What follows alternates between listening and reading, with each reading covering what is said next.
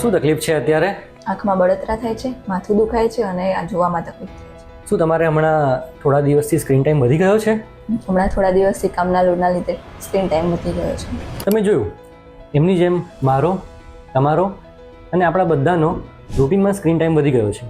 સ્માર્ટફોનના notification હોય, એના message હોય કે રીલ્સ જોતા હોઈએ, એના કારણે સ્ક્રીન ટાઈમ બહુ જ વધી ગયો છે. હવે સ્ક્રીન ટાઈમ વધવાના કારણે આંખો દુખવી, આંખો લાલ થઈ જવી, આંખોમાં ઝાંખું દેખાવું, પાણી આવવું, હવે આ બધી વસ્તુ આપણે અવોઇડ કેવી રીતે કરી શકીએ? તો તમે રૂલ ઓફ 20-20-20 ફોલો કરો, કે જેમાં દર 20 મિનિટે 20 સેકન્ડનો બ્રેક લેવાનો અને એ 20 સેકન્ડ માટે તમારે નજીકની વસ્તુ નહીં જોવાની, સ્ક્રીન યુઝ નહીં કરવાનું, 20 ફૂટ દૂરની વસ્તુ જોવાની. સ્ક્રીન જ્યારે યુઝ કરતા હો ત્યારે ફ્રિકવન્ટ બ્લિંક કરવાનું રાખો.